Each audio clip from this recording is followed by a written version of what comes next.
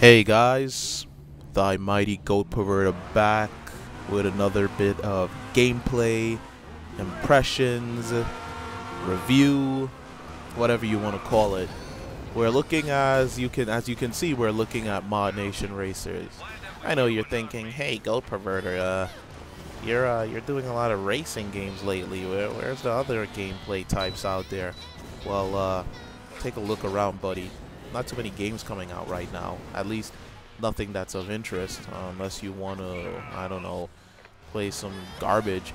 But if you want to play good games are the racing games right now. Blur is great, Split Second is great, and ModNation Racers. I don't even know if I can call it great, because the game just takes what everyone always knew about kart racing and gives you a greater degree of depth with it. Yeah, you still have your power-ups, you still have your drifting, you still have your karts, your cartoony graphics. But on top of all of that, Sony has reintroduced the whole play, create, share idea that they kind of brought forward with Little Big Planet. In this game, the whole play, create, share idea is it's centered around the karts. You can create your own karts, you can create your own characters, and you can create your own tracks. Then, with said tracks, karts, and characters, you can take them online and race against other people. You can even share them, you know, have the community use the characters that your own creativity helped you design.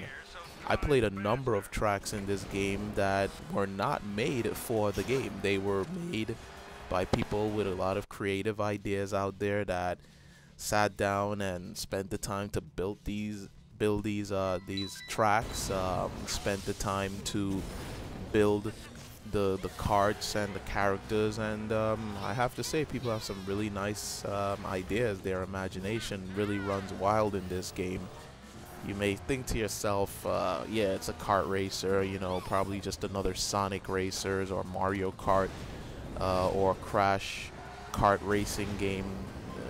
Not necessarily. This, I have to say, the AI in this game is unforgiving. It is a difficult game. It doesn't, you can't just pick up the controller and expect to tap away at the button after you pick up an item and think that you're gonna win races. It doesn't work that way here. First of all, there's drifting. The drifting mechanic really helps out in this game. The drifting serves the purpose of, one, helping you get around corners faster, and two, it builds up your boost meter, which sits on the right hand side of the screen. With the boost meter, you have the ability to, of course, boost, but you also have a shield that you can use. So as items are thrown in your direction, you use your boost meter to generate your shield and protect you. Again, your boost meter is built up by your drifting, so the better your drifting mechanics, well, the better your drifting ability, and also the more air time that you get, your ability to build up that boost meter really helps out there.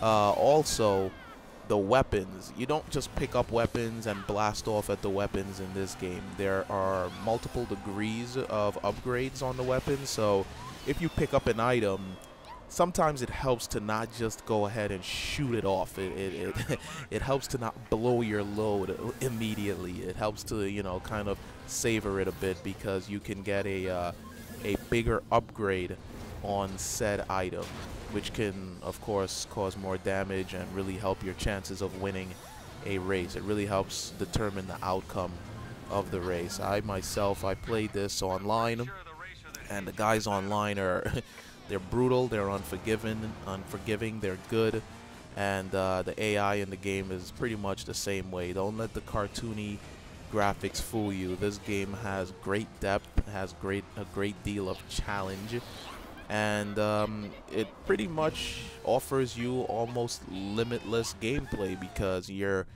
not going to always play the same tracks. You're not always going to see the same cars. You're not always going to see the same characters. So, I mean, just sitting there creating the characters, cards, and tracks alone could easily consume 20 to 40 plus hours, and that really is depending on you, because that can extend a year, 2 years from now. It all comes down to your ability and your creativity, your ideas. Right now, the top characters, I believe, as you can see right there, are Mario, Metal Man, or as most people like to call him, Iron Man, and Spidey. So yeah, you know, you have the ability to create those characters and take them, online and race. I myself have not picked up this game simply because I have so many other games that I'm playing right now.